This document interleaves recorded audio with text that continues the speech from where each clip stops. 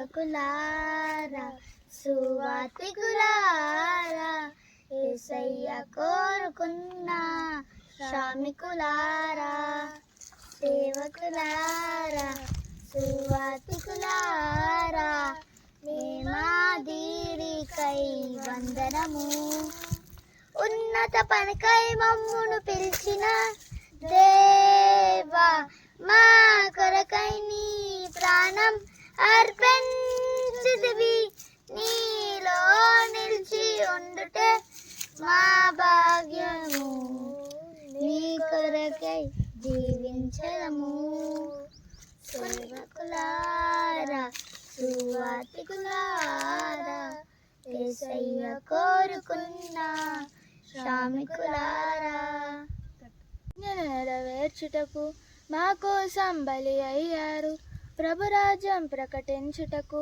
ప్రాణాలని నిలవిరిచారు మా ఆత్మలు రక్షించుటకు హతసాక్షులు మీరయ్యారు నీతి కిరీటం పొందుటకు అర్హులుగా మీరున్నారు పనికై మమ్మును పిలిచిన దేవా మా కొరకై నీ ప్రాణం అర్పించితివి నీలో నిలిచి ఉండుటే మా భాగ్యము నీ కొరకై జీవించదము ఉన్నత పనికై మమ్మును పిలిచిన దేవా మా కొరకై నీ ప్రాణం అర్పించితివి నీలో నిలిచి ఉండుటే మా భాగ్యము నీ కొరకే జీవించదము సేవకులారా సువార్తికులారా యేసయ్య కోరుకున్న శ్రామికులారా మమ్మను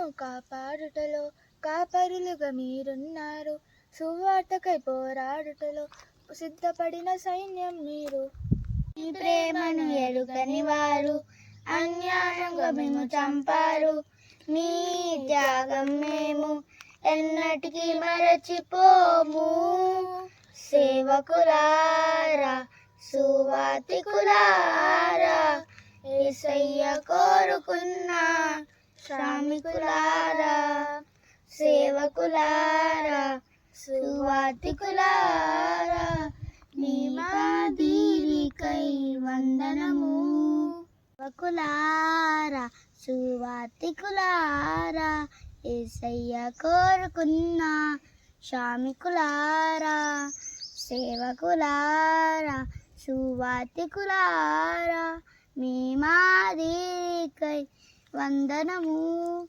ఉన్నత పనికై మమ్మును పిలిచిన దేవా మా కొరకై నీ ప్రాణం అర్పించితివి నీలో నిలిచి ఉండుటే మా భాగ్యము నీ కొరకే జీవించదము. Thank you. నిజమే కదా, మన దైవ సేవకులు మన కొరకు ఎంతో పాటుపడుతున్నారు. మన జీవితంలో కష్టం వస్తే వారు కన్నీటితో ప్రార్థన చేస్తున్నారు.